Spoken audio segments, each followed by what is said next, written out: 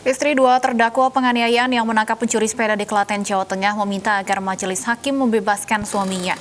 Dan saat ini kita sudah terhubung dengan salah satu istri terdakwa Sabto Susi Handayani serta pakar hukum pidana Suparji Ahmad. Selamat sore Ibu Susi dan Pak Suparji. Selamat sore, selamat Mbak. sore. Baik, saya ke Bu Susi terlebih dahulu. Bu Susi, apa yang bisa Anda sampaikan untuk meyakinkan bahwa suami Anda tidak melanggar hukum? Karena niat suami saya baik ya Mbak. Dia menyelamatkan harta benda orang lain. Dan Bagaimana sebenarnya kronologis awal kejadian ini, Ibu Susi? kronologinya, ini bengkel yang digunakan suami untuk lembur belakang. Kemudian orang itu yang tidak dikenal lewat begitu saja ke sini. Dia lewat ke sini dulu. Suami dan temannya kan curiga. Loh itu siapa? Jam malam, setengah 12 malam, bukan orang sini, kok lewat. Kemudian dia masuk ke satu lagi. Setelah itu dia lewat sini lagi. Suami saya sama temannya masih mengintai di bengkel sana. Pencuri itu langsung ke sini dan dia masuk ke pekarangan Pak Sugeng. Dia keluar membawa sepeda. Nah, suami saya sontak teriak, Mas, dia memanggil. Tapi yang bawa sepeda itu tidak mengindahkan suami saya. Pergi begitu saja mengayuh sepeda. Kemudian suami dan teman itu membangunkan Pak Sugeng. Pak, tadi sepedanya dibawa siapa? Saudaranya apa bukan? Kemudian Pak Sugeng dengan yang panik seperti itu, dia menengok ke pekarangannya, garasi, dia bilang, loh sepeda saya hilang, loh sepeda saya dicuri Mas. Nah setelah ditekankan seperti itu, kemudian ayo Mas dikejar, melakukan pengejaran. Ahmad. Kemudian suami saya pulang, membawa sepeda motor, karena tidak mungkin mengejar orang yang naiki sepeda onta dengan jalan kaki kan tidak mungkin. Kemudian dikejar itu, sampai di depan, karena panggil-panggil tidak diindahkan, sampai di depan SD dekat balai desa. Itu karena si pencuri itu dipanggil-panggil tidak juga berhenti. Karena tidak berhenti juga, si Mas Rahmat ini kan di belakang suami saya yang menyetir. Baik.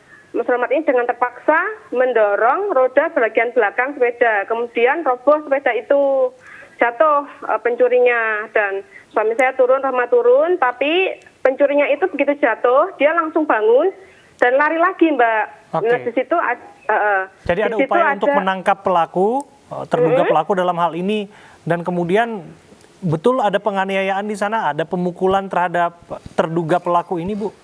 Ada, tapi orang lain setelah yang pencuri itu bangun, dia pergi, ada 2 orang remaja naik motor. Situ kan suami sama temannya masih di lokasi ya. Nah, setelah pelaku tertangkap, singkat cerita seperti apa sampai suami Anda dilaporkan? Siapa yang melaporkan suami Anda, Bu? Suami saya yang melaporkan ini, bapaknya korban, bapaknya pencuri ini. Oke. Bapak terduga pelaku ini Bapak pencurinya yang melaporkan suami Anda. Tapi untuk korban tadi sepedanya yang dicuri sempat melaporkan terduga pelaku ini tidak, Pak? Tidak, bapaknya ini yang melaporkan. Pada waktu pemukulan itu suami saya tidak melakukannya, Mas. Yang melakukannya itu 2 orang yang lewat naik motor itu tadi. Karena untuk kasus pencuriannya tidak dilaporkan berarti ya, Bu ya? Kasus pencuriannya dilaporkan, tapi disuruh mencabut, Mas. Begini, Mas, sebenarnya untuk kejadian yang pemukulan yang dulu remaja memukul ini itu dilihat saksi, saksi itu dengan melihat itu 2 orang yang tadi naik motor hitam dan pergi begitu saja. Itu saksi ada yang melihat. Ketika kita 2 orang, ada 2 orang yang melihat. Ketika kita datangkan di penyidik, itu tidak diperiksa sama sekali. Bahkan di PHP itu ada 2 nama saksi itu ada, tapi tidak diperiksa sama penyidik. Bu Susi, singkat cerita bahwa kasus pencuriannya ini sudah damai, namun justru suami Anda yang dilaporkan dan sempat dimintai ganti rugi kalau tidak mau berdamai proses hukum, begitu benar? Itu iya, awalnya dia menawarkan perdamaian, Mas. Kalau suami dia meminta sejumlah uang 25 juta. 25 juta, tapi karena ditawar jadi 18 juta itu dengan iming-iming akan diselesaikan secara kekeluargaan. Dan suami saya keluar. Tapi kenapa kok setelah uang diterima itu suami saya tetap di penjara, Mas? Padahal surat itu yang membuat surat itu padahal penyidik di Polsek itu pun direvisi sebentar, sama maaf saya potong agar jelas informasinya, Bu. Artinya suami Anda atau pihak keluarga Anda memenuhi permintaan keluarga terduga pelaku ini? Iya, memenuhi, Mas. Sudah dibayarkan 80 Sudah juta. dibayar. Berapa yang dibayar, Bu? 18 juta, Mas. 18 juta, namun proses hukum masih tetap berjalan sampai suami Anda saat ini terdakwa. Oke, setidaknya kita sudah punya gambaran kasus ini. Kita ke Pak Suparji Ahmad. Pak Suparji, bagi sebagian kalangan apa yang dilakukan dengan menangkap orang yang diduga maling adalah pahlawan. Namun untuk kasus ini mereka malah pesakitan. Bagaimana tanggapan Anda? Saya kira ini sangat menyedihkan ya dalam proses penegakan hukum. Apalagi ini di kampung saya di Klaten itu ya.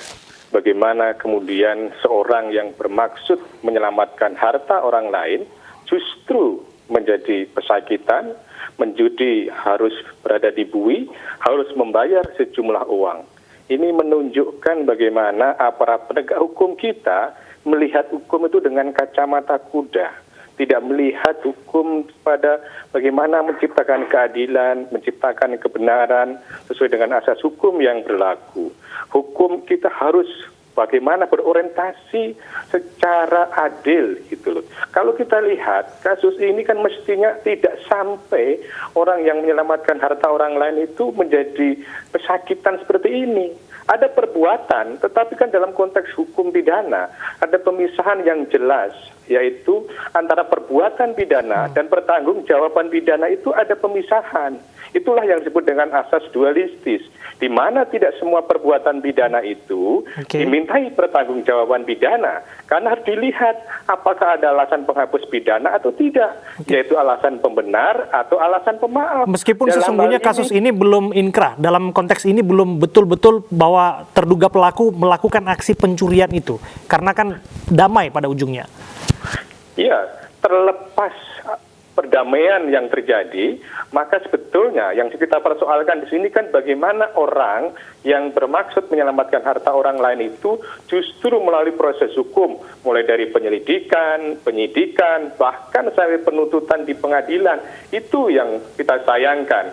Seharusnya dari awal kasus ini berhenti, karena memang tidak ada yang dipertanggungjawabkan oleh yang sekarang berproses di hukum tadi itu, atau orang yang menyelamatkan harta tadi itu. Mestinya aparat penegak hukum dari awal itu sudah menghentikan kasus ini. Ada satu proses, bagaimana ada proses restoratif justice, bagaimana penegakan hukum berorientasi pada keadilan restoratif, dan tidak keadilan yang semata-mata distributif, yang itu menghukum. Disinilah sebetulnya yang dituntut oleh penegak hukum kita, baik kepolisian, kejaksaan, atau kemudian kehakiman.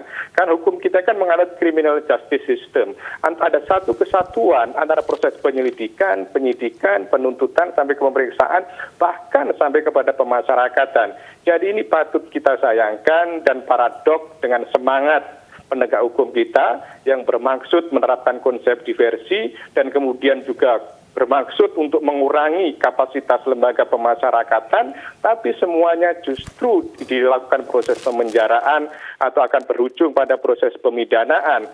Pada sisi yang lain kan sebetulnya pidana itu ultimum remedium. Bagaimana upaya pamungkas, upaya terakhir untuk menyelesaikan masalah tadi itu. Gitu.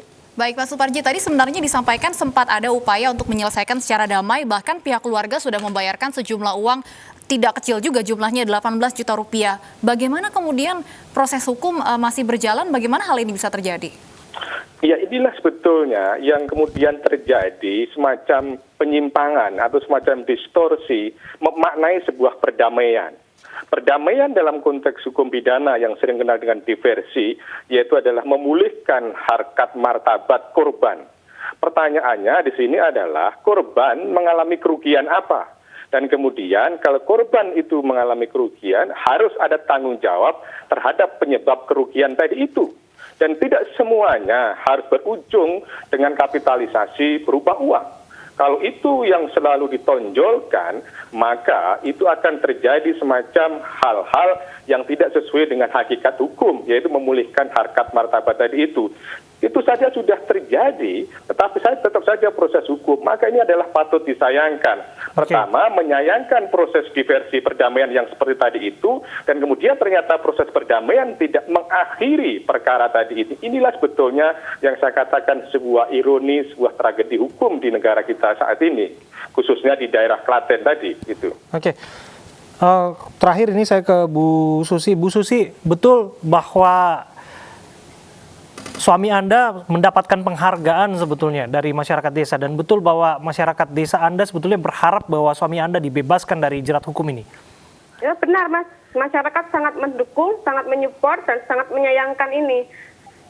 Masyarakat memang benar memberi penghargaan untuk suami saya, bahkan memberikan sejumlah uang, tanda terima kasih untuk suami saya telah menyelamatkan harta benda tetangga saya sama Mas Rohmat. Singkat saja, andai kata Anda bisa berkomunikasi langsung kepada hakim yang akan menyampaikan ataupun membuat keputusan berdasarkan keyakinan dan fakta-fakta persidangan, apa yang ingin Anda sampaikan pada majelis hakim? Saya mohon majelis hakim memberikan putusan yang seadil-adilnya dan berdasarkan fakta sebenar-benarnya. Mohon bebaskan tanpa syarat dan tak bersalah, karena memang suami saya tidak bersalah. Karena 2 orang saksi itu dihilangkan dari BAP, tidak disidik. Padahal dengan jelas 2 orang saksi itu melihat bahwa bukan suami saya pelakunya, bukan suami saya yang melakukan seperti yang dituduhkan, bukan. Dan Mas Rohmat tidak menyentuh sama sekali. Mohon majelis hakim memberikan keputusan yang sebenar-benarnya. Yang sebenar-benarnya dan seadil-adilnya. Itulah yang kita akan harapkan, kita akan kawal bersama. Terima kasih Bu Susi Handayani, istri terdakwa yang proses hukum saat ini sedang berjalan di Pengadilan Negeri Klaten, dan juga Pak Suparji Ahmad, pakar hukum yang sudah berbincang bersama kami.